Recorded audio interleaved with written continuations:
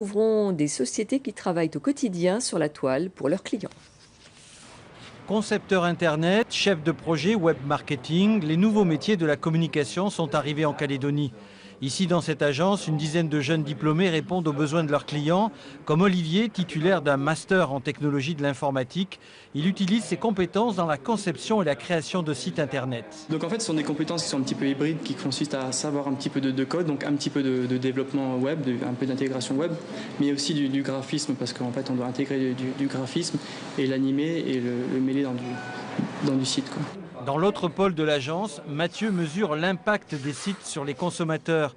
Après une formation en Calédonie et une solide expérience à l'étranger, il s'occupe de web marketing. Mon travail, c'est de proposer quels outils pourraient être adaptés à ce client. Donc ça va, moi je travaille essentiellement sur Facebook et sur Google. Donc sur Facebook à travers du community management, donc la publication régulière de posts, de l'animation de communauté, mais aussi de la publicité, de la mise en place de jeux.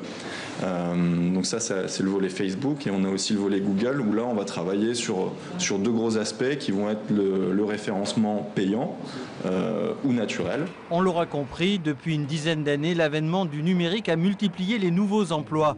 Les outils ont évolué et les filières universitaires se sont adaptées pour former de futurs acteurs de l'économie. On va pouvoir travailler avec des stagiaires, peut-être aussi rencontrer d'autres professionnels, échanger. Ils vont peut-être aussi avoir besoin de professionnels pour créer une interactivité entre les besoins du terrain et les besoins de formation. Donc non, et je pense qu'il faut encore aller plus loin. Il y a plein de métiers à créer. D'ailleurs, c'est un peu l'objet de la grappe Think It, qui est aussi de réfléchir et de phosphorer sur quels sont les métiers de demain, les besoins des entreprises, et en partant du besoin de l'entreprise, d'essayer de déployer les formations et les métiers, j'allais dire de demain, j'allais dire non, d'aujourd'hui.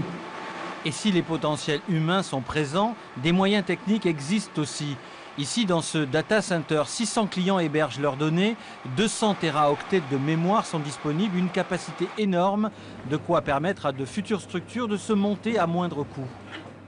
C'est un peu l'objectif de la création de la grappe, d'être capable de structurer une filière pour pouvoir effectivement proposer des outils à ces jeunes créateurs, mais pas que les jeunes créateurs, toutes les entreprises au global, qui vont permettre de développer de nouveaux services, développer de nouvelles activités pour la Nouvelle-Calédonie et avec des clients potentiellement en dehors de la Nouvelle-Calédonie.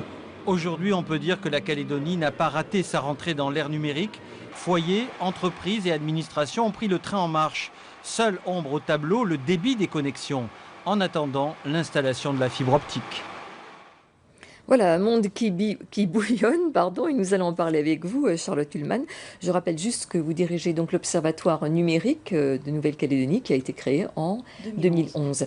Donc à l'instant, on regrettait ce débit trop lent. Est-ce que cette fameuse fibre optique, quand elle sera installée, va vraiment booster les choses, aussi bien pour les particuliers que pour les professionnels ? On l'espère, parce qu'en tout cas, la fibre optique dans tous les autres pays est aujourd'hui la technologie la plus rapide, qui permet des connexions accélérées. On peut consulter comme ça, sans coupure, de l'image, de la musique. Et donc là, aujourd'hui, l'OPT, mais ils en parleraient mieux que moi, sont en train de mettre en place une stratégie de déploiement de la fibre optique sur l'ensemble de la Calédonie avec les collectivités comme partenaires pour savoir où la positionner sur le territoire. Juste une précision, justement, vous parlez de positionner sur le territoire. Est-ce qu'il y a encore des zones d'ombre importantes Bien sûr, et puis il y en aura toujours. Et puis d'un côté aussi, il faut se garder des zones d'ombre. Ça sert à rien forcément d'aller connecter tout un territoire en entier. Ça serait extrêmement cher et puis ça serait pas forcément utile. Ce qui est important, c'est de connecter les zones d'activité économique, les zones aussi administratives, les écoles, pour pouvoir derrière développer des usages, développer des nouveaux services qui servent en fait la vie quotidienne des Calédoniens. Alors un des fruits du travail de l'Observatoire, c'est votre livre blanc qui est paru en 2014, là, vous l'avez devant vous, avec une centaine de propositions. Quel est le taux de réalisation de ces propositions? Sur quoi vous avez pu avancer? Alors ce livre blanc, en fait, qu'est-ce que c'est? C'est la synthèse de 3 années de travail avec l'ensemble des professionnels de la filière en Nouvelle-Calédonie. On a avec eux, on les a réunis en fait lors de matinées pour qu'ils proposent des actions opérationnelles pour améliorer les services, les formations, la qualité de l'Internet, réfléchir au e-commerce notamment, réfléchir aussi à la créativité et à l'innovation. Alors, l'urgence, pardon, dans tout cela, c'est quoi? C'est quoi l'urgence? Alors l'urgence, ils ont sur ces 100 propositions identifié 36 priorités d'action dans chacun des domaines qu'on a explorés.